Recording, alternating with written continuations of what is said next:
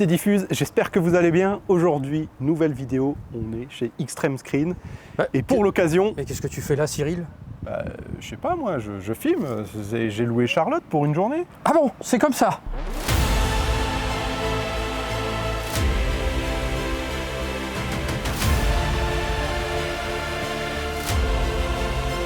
Salut à toutes et à tous, très heureux de vous retrouver dans Vidéo Club aujourd'hui pour une nouvelle vidéo qui se concentrera sur une entreprise française, Extreme Screen, qui se trouve à Oswald. À Oswald, voilà. Et là, près de Strasbourg. Et oui, et vous le reconnaissez quand même. Non, voilà, Diffuse, de la chaîne Diffuse Tech. Salut tout le monde. Voilà, grâce à toi, voilà, qui m'a invité tout à fait gentiment. Voilà, on va pouvoir découvrir un peu cette entreprise. Je t'ai invité, nous avons été invités par Extreme pour les démonstrations des Sony Bravia 8 et Sony Bravia 9 qui viennent tout juste de sortir. Et qui ne sont même pas sortis Et encore, je me suis dit, tiens, il faut que je t'invite.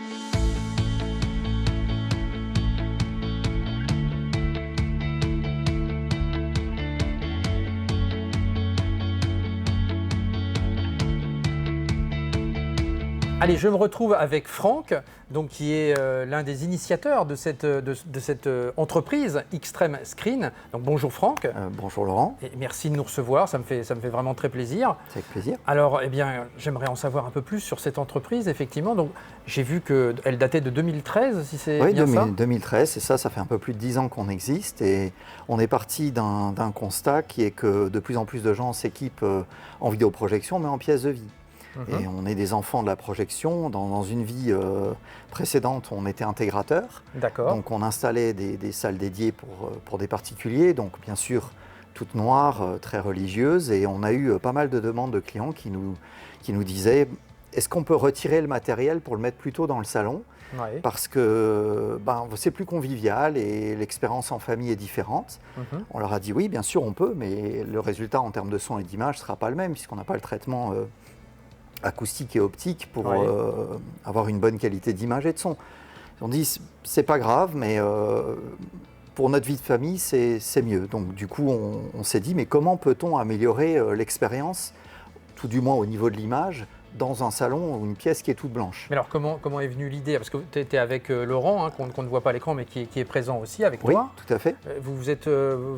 On travaille ensemble. Vous travaillez ensemble. Voilà, et donc fort de ce constat-là, on s'est dit qu'est-ce qu'on peut faire? Du coup, on a créé notre entreprise. D'accord. Et on a passé 4 années précédentes à la création d'entreprise à faire de la R&D, jusqu'à avoir quelque chose avec des partenaires industriels qui soient au point techniquement. Oui.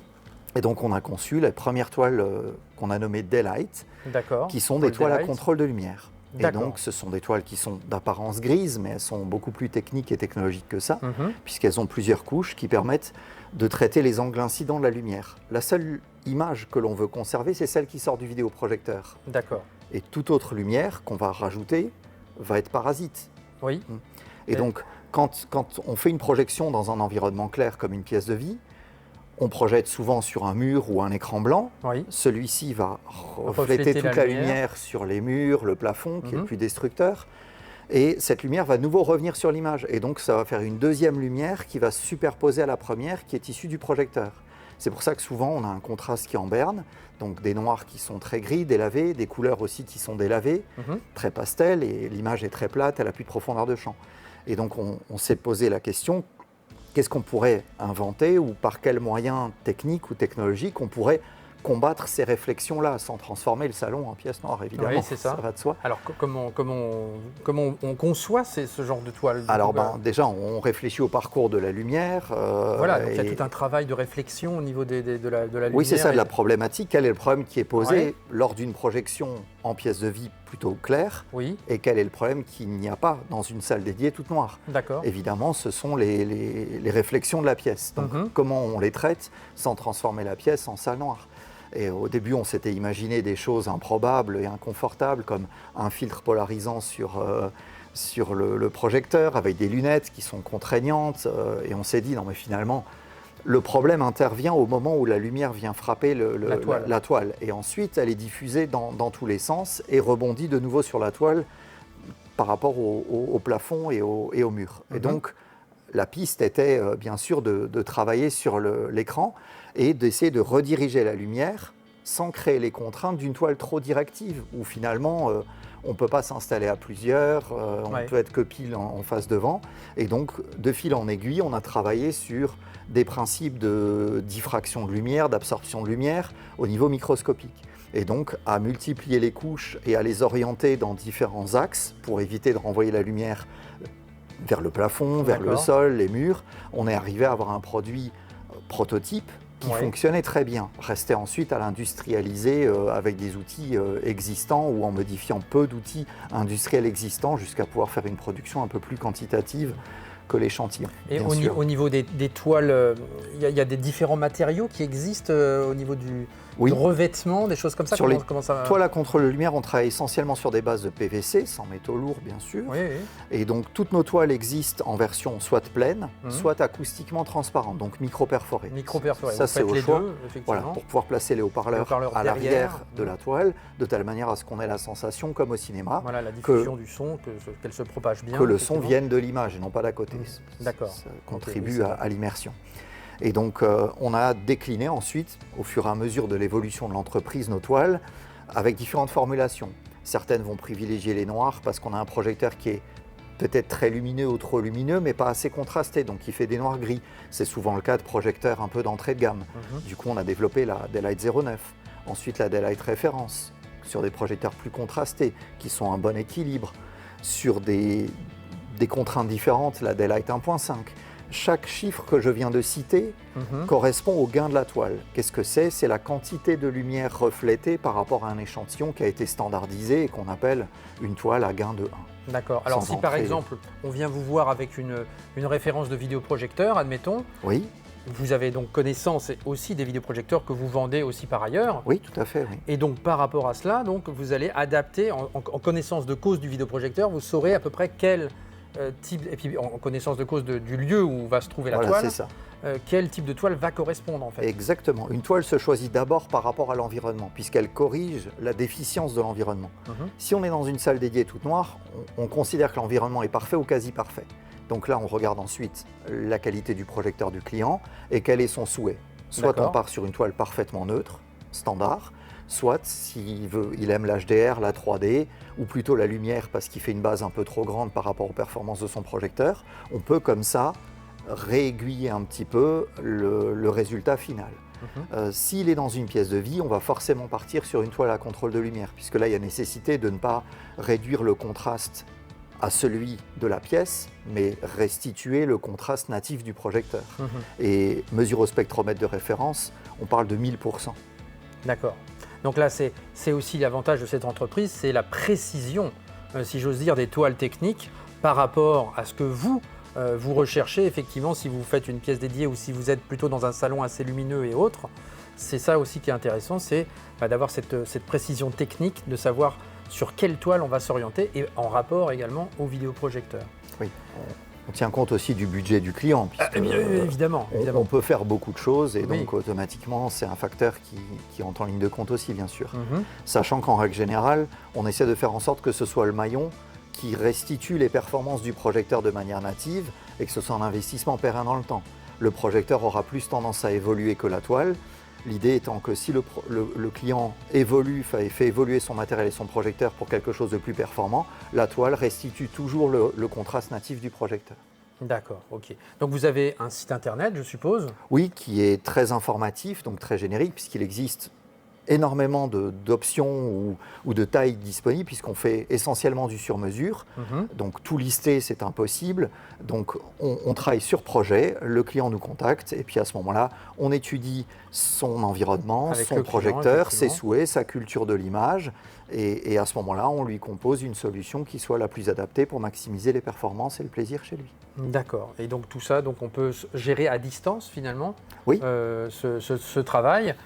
Et puis après, vous livrez directement Oui, on livre directement le client qui peut installer lui-même, soit on a un réseau d'intégrateurs et de revendeurs. Il suffit de nous consulter pour la liste et dans la zone où se situe le client, on pourra le rediriger vers un revendeur. Sinon, on traite en direct, bien évidemment, avec le client. D'accord. Alors, vous proposez donc des écrans de toile technique, effectivement, mais pas que. Vous avez également des écrans micro-LED. Tout à fait. Et ça, c'est une technologie qui m'intéresse moi personnellement beaucoup. et pour en avoir vu effectivement en vidéo, là pour la première fois, je vois de mes propres yeux. C'est ça le micro LED là ? C'est ça. Eh oui. C'est ça là. C'est ce genre d'écran. Alors comment ça fonctionne exactement, Franck, le micro LED ? Alors le micro LED, c'est composé de plein de petits modules. Oui. Qui sont posés magnétiquement sur un châssis. Et on a des LED microscopiques qui sont enduites ensuite dans une résine. D'accord. Voilà. Et grosso modo, chaque LED est RGB, rouge, vert, bleu. Rouge, vert, bleu. Et donc avec le mélange, on arrive à reproduire toute la palette de couleurs habituelle. D'accord. L'avantage, c'est que c'est inorganique. Donc il n'y a pas de phénomène de marquage ou d'usure. Voilà. Donc on a une durée de vie qui est très grande. Contrairement au plasma de l'époque, pour ceux qui connaissent, où les plasmas, il y avait effectivement à base de gaz, où il y avait effectivement parfois des marquages qui venaient à se figer sur l'écran. Cette technologie micro-LED, effectivement, là, vous aurez 0 marquage. Et puis, vous allez avoir l'avantage d'avoir quand même des luminosités extrêmement élevées. Alors, on peut doser la luminosité comme on veut en cours de séance. Et on peut aussi caler la fabrication sur une puissance lumineuse qui est celle qu'on s'accorde avec le client en fonction de son environnement. S'il a vraiment une très grande baie vitrée dans le sud de la France, on peut aller au-delà de 1000 nits, 1200, 1600 nits, ce qui est souvent largement au-delà de ce qui est nécessaire. Oui, bien sûr. Et lorsque le pixel est éteint, on a un noir absolu, puisqu'on n'a pas de backlight, donc de lumière comme sur un téléviseur LCD, qui viendrait encore transparaître un petit peu. Donc on a un noir absolu. En fait, le micro-LED, c'est un peu les avantages de toutes les technologies réunies, si on peut dire. C'est ça que je trouve formidable avec le micro-LED, c'est qu'on a 0 défaut et on a tous les avantages. Donc c'est vrai que c'est une technologie assez intéressante, mais elle est utilisée pour l'instant surtout sur des dimensions d'écran très élevées quand même. Alors oui, parce qu'il y a une question de coût. Et donc automatiquement, je dirais, le but n'est pas de concurrencer des téléviseurs de grande taille. Jusqu'à 100, 110 pouces, on peut trouver du téléviseur. Il vaut largement mieux acheter un téléviseur de cette taille-là et pas un micro LED. Clairement, c'est pas intéressant. Le micro LED, à partir de 3 mètres, ça devient très intéressant et on peut faire des tailles sur mesure. Ah voilà, c'est ça aussi qui est intéressant. On a ce qu'on appelle un cabinet, qui est donc une structure magnésium sur laquelle on va fixer les fameuses dalles. Cette taille est 16 neuvième. Si on en met le même nombre de lignes que de colonnes, on reste 16 neuvième.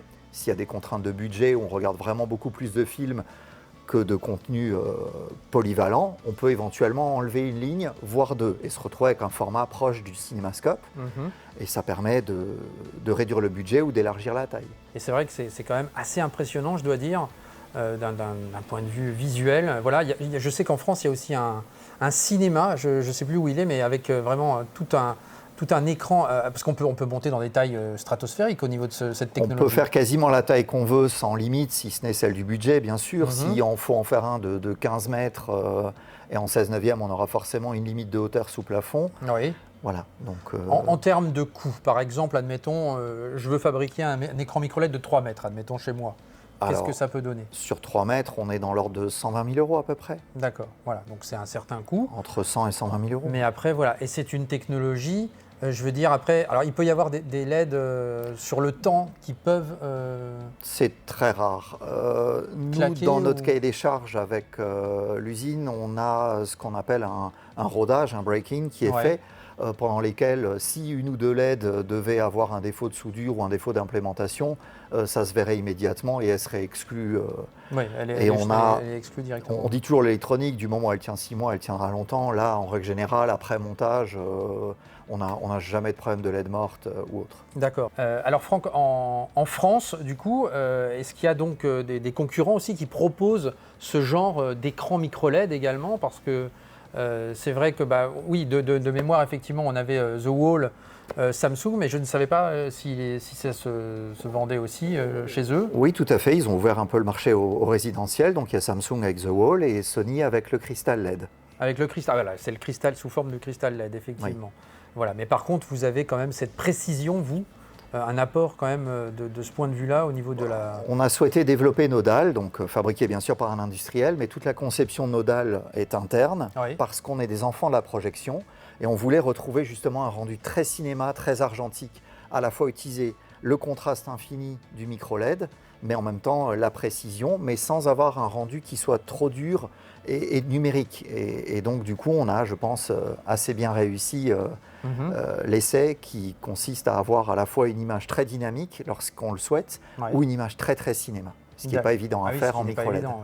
Ça fait 10 ans qu'on a sorti nos premières toiles, on a conçu pas mal d'expériences, donc notamment le DBC, qui est le Dynamic Black Contour, qui permet justement de s'affranchir d'un cadre noir. Souvent, on a soit des contenus en 16/9 ou en 2/35 ou en 2/40 ou des fois même du 2:1 sur Netflix.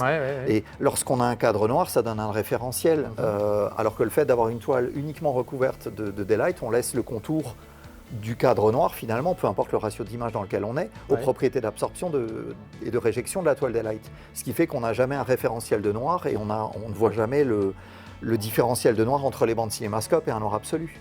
Du coup, on n'est jamais perturbé dans l'expérience visuelle. Ça, c'est quelque chose qu'on a créé il y a maintenant 7 ans.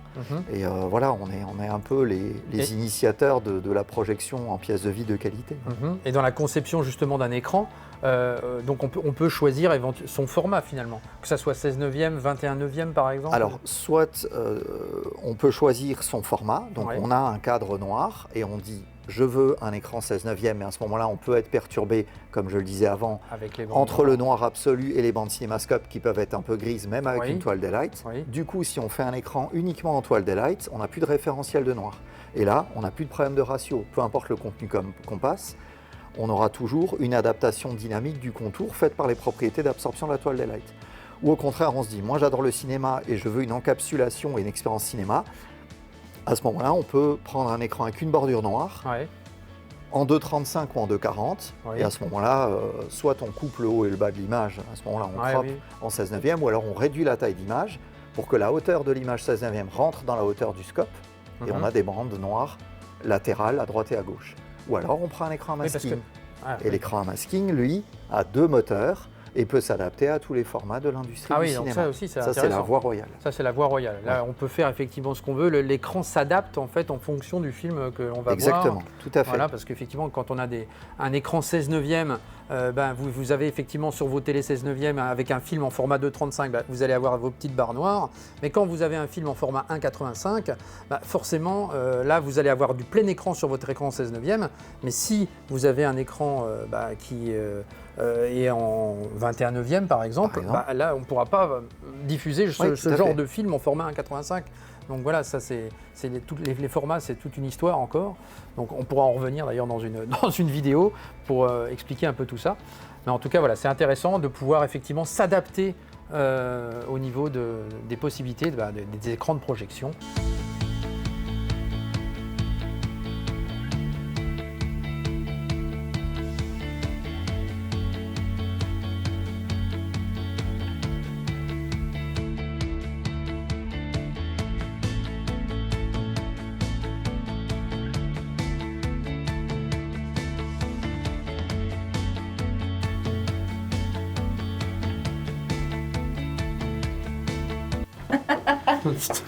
Qu'est-ce que c'est que ces conneries? Vite. Et regarde au bout du couloir. Qu'est-ce qu'il y a au bout du couloir? Tu verras, ça va être extraordinaire. Ah bon? Moins de 18 ans, mais tu verras. Bon, c'est interdit aux moins de 18 ans. Non, je rigole, vous pouvez regarder. Vous pouvez regarder, la vidéo est tout publique. C'est du lourd, surtout. Ah oui, c'est du lourd. Allez, viens, je te montre. Donc, vidéoprojecteur, celui-là qui tourne. Pardon, mon ami. C'est le nouveau Sony Bravia 8. Bravia 8. Nouveau vidéoprojecteur qui vient de sortir. Eh oui. Alors déjà, il n'est même pas encore sorti. Il sort, je crois, en novembre. Ouais, novembre, on l'a en exclusivité ici pendant 2 jours. Oui. Voilà, on s'amuse avec pendant 2 jours. Et donc, c'est une journée spéciale où on fait découvrir à tous ceux qui veulent découvrir ce vidéoprojecteur. Et notamment le 9 aussi qui est le 9 qui est là-bas. Voilà. Donc le 8 et le 9. Le 8, on va parler du prix. Hein, comme ça va refroidir pas mal de gens directement. Ils vont se dire non, c'est pas possible, on peut pas. Non mais je te le dis parce que bon, on me l'a déjà reproché dans une dernière vidéo que j'ai faite où j'ai présenté les produits. On m'a dit non mais ce prix-là, c'est ouf. Mais bon, on est encore une fois sur du haut de gamme, donc il faut savoir. Je fais souvent le rapprochement avec les voitures. Bah oui.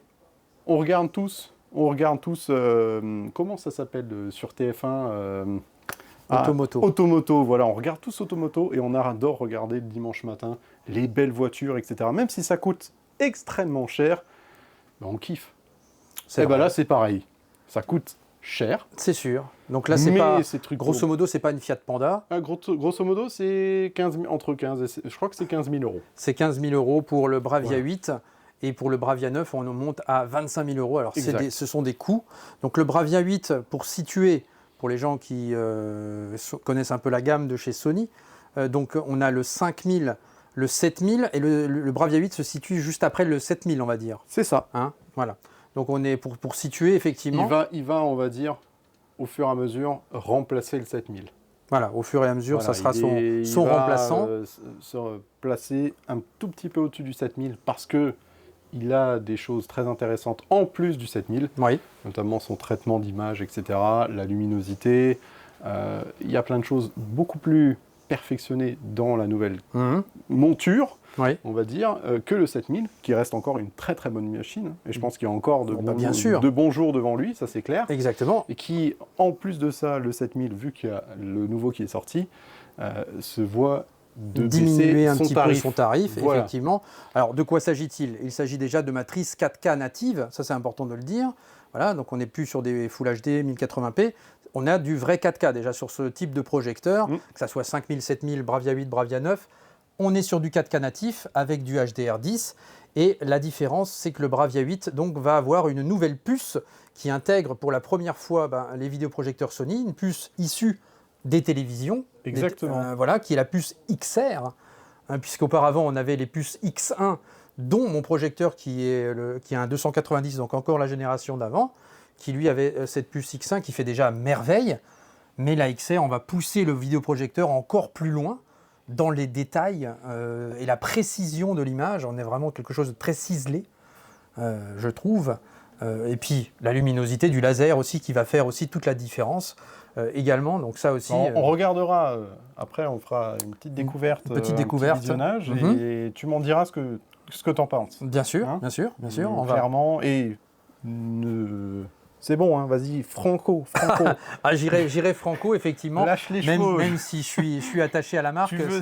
Si c'est de la merde, tu le dis que c'est de la merde.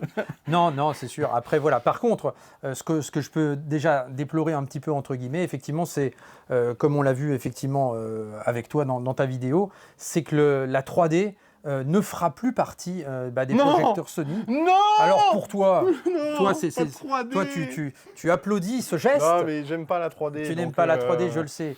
Mais voilà, mais pour les gens comme moi et pour d'autres qui aiment encore la 3D, ça faut faire un peu. Encore ça existe encore. Il y a des gens qui ont encore une collection 3D. Et je vais faire même une vidéo dédiée à cela que tu t'empresseras de regarder. Je te jure que non. Je vais la boycotter. Je vais la boycotter. Tu vas la disliker. Non, je plaisante. C'est du Bravia 9, à contrario du 7000 qui lui avait possibilité encore de rajouter un petit module. Le 5000 ne l'avait pas non plus. Mais voilà, donc là c'est un peu dommage de la part de Sony sur ce point-là. Pour le reste, faites-vous plaisir, j'ai envie de dire, parce que là, voilà, c'est que du bonheur, c'est une image vraiment top niveau, donc aucun problème là-dessus. Après, voilà, c'est un coût, mais encore une fois, on est dans du registre du haut de gamme sur ces Bravia 8 et 9. Tu as vu, il y a ce qu'il faut là. Hein. Alors là, il y a ce qu'il faut, effectivement, je vois. Hein. Donc là, on a même des JVC. Là, c'est quoi ça? C'est les. Alors, me demande pas les références, je les connais pas. Je ne sais pas ce qu'il y a. C'est du NZ8, NZ9, certainement. Je ne sais pas. Et puis les Epson, marque que tu connais bien, parce que tu avais ça autrefois jadis. Exactement, LS 11000 et LS 12000. Oui, voilà. Et effectivement, donc.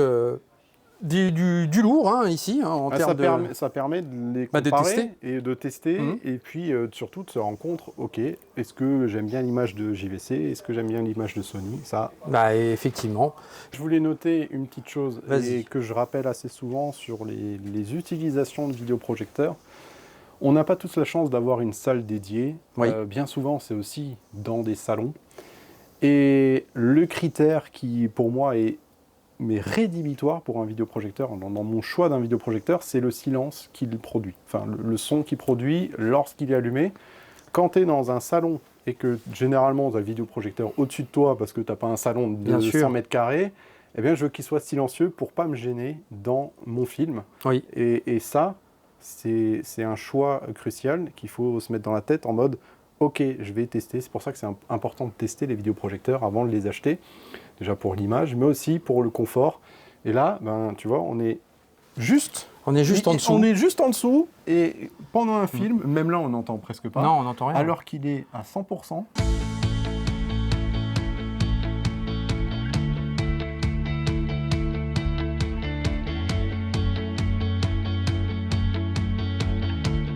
Le voici, ce Bravia 9. Le voici. Le voilà. Le voilà. Donc voilà, beau bestiaux hein, que cette chose-là. Puis juste au-dessus, là, Le Raptor. on a un monstre. Le Raptor. Le Raptor, Ouais. avec une luminosité des plus élevées, des plus piquantes. On a 10 000 lumens. 10 000 lumens, 10 000 lumens sur le bestiau là-haut. Ouais.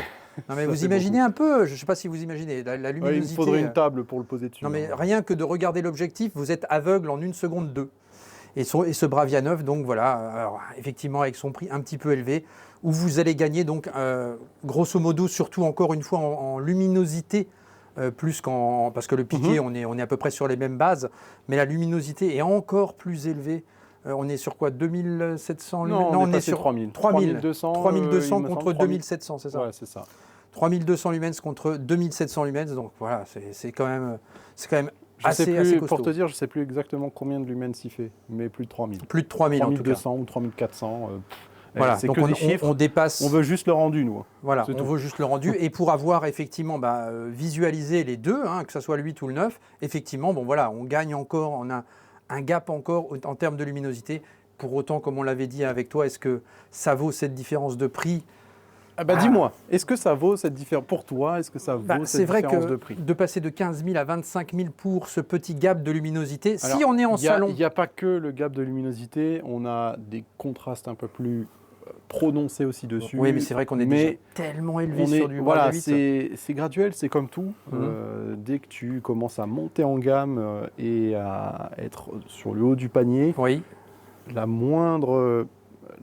moindre upscale, le moindre truc en plus, eh ben, ça coûte très cher. Comme Ouais. sur les voitures, par Comme exemple. sur les Je fais voitures. beaucoup le rapprochement avec les voitures, mais c'est pareil. et c'est ça aussi l'avantage entre guillemets de Sony, c'est que Sony, avec le processeur, a un très bon upscale. Donc si, par exemple, on se fait plaisir à regarder de vieux DVD qui ne sont pas encore sortis en Blu-ray ou en 4K, ou comme certains peuvent avoir encore un catalogue de DVD étoffé, le processeur de Sony retravaille quand même bien Il l'image. retravaille super bien. Et ça, c'est un gros avantage. Et c'est ce qui est aussi le cas sur leur télé d'ailleurs. Donc ça aussi, c'est Alors, avantageux. On va pas non plus vous dire que ça change radicalement. On va pas dire le DVD, il sera en mode 4K, ça sera un Blu-ray 4K, etc. Non, pas du tout. Non, mais ça retravaille correctement bien Mais l'image. c'est clair que l'image, elle sera beaucoup plus lisse, beaucoup plus détaillée. Oui. Et ça va apporter quelque chose qui se rapproche du 1080p, voire 1080i, on va dire. Mais c'est quand même mieux que si vous êtes juste sur une télé standard en DVD. Oui, voilà. De toute façon, comme on le dit souvent, hein, dans une salle dédiée, dans une installation, l'essentiel, c'est d'avoir un ensemble équilibré. Ça, c'est ce que moi, je disais aussi hein, quand j'étais dans la vente, c'est d'avoir quelque chose effectivement d'équilibré, que ce soit du petite gamme, moyenne gamme ou haut de gamme. Il faut que tout soit cohérent. Si ce n'est pas cohérent, si on a du projecteur haut de gamme avec un lecteur pourri derrière, ça ne sert pas à grand-chose. Il faut que toute la chaîne Il faut que suive. toute la Encore chaîne une soit fois, le correcte. rapport avec la voiture. Oui. Tu as une voiture de course et des pneus Michelin d'entrée de gamme ou pneus... tu vas pas faire grand-chose sur le circuit, quoi. Voilà, exactement. C'est Donc, pareil. donc voilà. Donc pour en revenir à la différence de prix, si on est par exemple dans une pièce assez lumineuse, si on n'est pas dans une salle dédiée, effectivement peut-être que l'avantage du Bravia 9 peut être avantageux. Par contre, en salle dédiée, je pense que le 8, en termes de budget, suffit effectivement parce que... En fait, ce qui va vraiment faire la différence, c'est sur les grosses bases de toile d'écran. Plus vous avez une base d'écran grande, plus il faudra de lumens et de puissance pour justement atteindre un certain confort visuel. Donc il ne faut pas que ça soit trop sombre non plus en visionnant un film, et notamment aussi avec les standards HDR. C'est pour ça qu'il faut de la puissance lumineuse derrière, et donc forcément ceux qui ont un grand écran, choisissez un vidéoprojecteur quand même assez lumineux. Alors le vidéoprojecteur a aussi son aide à la fluidité, qui est connu de chez Sony, Le Motion Flow. le Motion Flow, voilà, merci, tu me l'as enlevé, je ne me souvenais plus du nom. Et ça aussi, c'est désactivable. Si Oui, vous parce n'êtes que pas voilà. fan de cette... Oui, de cette cette technologie, fonction, en fait, on ça désactive donne un tout. effet de fluidité très... un effet un peu caméscope par moment, effectivement. Donc, si vous n'aimez pas ça, bah, on peut le désactiver. Et le désactiver, c'est le motion flow. Voilà, donc ça, après, on fait ce qu'on veut selon les goûts de chacun. Moi, Mais, moi personnellement, j'adore avec. Oui, oui, bah oui, mais moi, c'est vrai ça que j'aime apporte j'aime- beaucoup j'aime plus beaucoup. de fluidité dans l'image aussi. Et de relief. de relief, surtout dans les déplacements, dans tu vois, tout Ouais, ce qui est ouais, travelling, Effectivement. les grands plans, les plans larges, de Mhm. déplacement de drone ou vue du ciel, etc. C'est quand même assez sympa. Voilà. Et plus on a une image grande, bah, plus il faut que le cette fluidité, le motion flow, faut qu'il soit aussi en adéquation avec la taille de l'écran, parce qu'effectivement, les défauts vont être plus Ouais. visibles, hein, parce que vraiment, c'est le processeur qui travaille pour que vraiment la fluidité soit bonne, même quand on regarde un match de foot, par exemple, ou des choses comme ça, où la balle va vite et autres. Alors, Ça, il y a plein de modes dessus, mode sport, Mode sport, effectivement, mais voilà, mais tout ça, effectivement, sur, ça a son importance. Voilà. Et ça, encore une fois, Sony sait très bien faire avec ça. Et encore une fois, hein, la vidéo n'est pas sponsorisée, hein, je précise. Hein. Moi, je parle de ce que non, non, je ne touche pas une thune, figure-toi. Voilà, mon pauvre. Ah bah oui, je suis très Non, pauvre, mais tu es effectivement. venu juste pour moi, en fait. Voilà, je suis venu pour toi, ça c'est vrai. Voilà. Je suis venu pour toi parce que je t'apprécie, tu le sais, et parce que effectivement j'aime Sony. Donc quand on m'a dit allez viens voir les nouveaux Sony, bah ouais, je fonce. Voilà, donc moi je parle de ce que j'aime. Donc voilà, c'est Sony, bah voilà, je ne me cache pas, j'aime cette marque Sony effectivement est ton depuis. Sony est mon ami, Sony de est la ton ami, PlayStation à comme la tu dis, télé Charlotte. au projecteur, Sony est mon ami.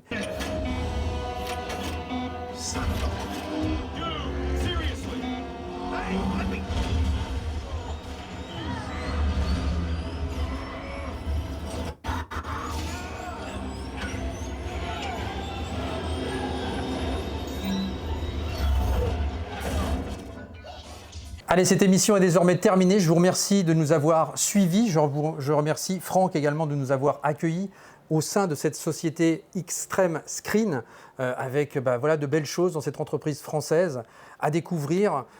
Et puis je remercie également Cyril avec sa chaîne Diffuse Tech. C'est moi qui te remercie. Bah, merci. Donc on peut te suivre évidemment sur ta chaîne. Une actualité peut-être.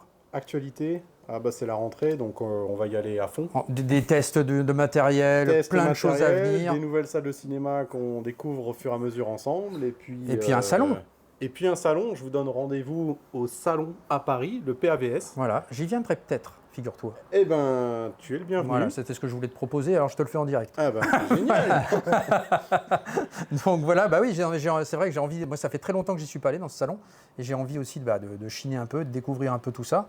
Donc on se fera un petit coucou, on s'y croisera. On y et puis croisera, on y croisera ouais. également Franck, qui Ouais. l'année dernière avait donc apposé cet écran micro-LED absolument incroyable ici, Qui nous avait explosé qui les rétines. nous avait explosé littéralement les rétines. C'est incroyable. Ah oui, c'est vrai. Et moi, je l'avais vu qu'en vidéo. Donc là, le voir en vrai pour la première fois, c'est vrai que c'est quand même impressionnant, je dois dire.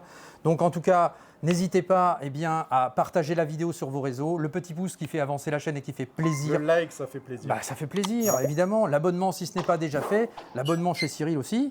Et puis voilà. Et puis on se retrouve très vite pour de nouvelles aventures. Encore une fois, merci Franck. Merci à toi, Laurent. Et à très bientôt.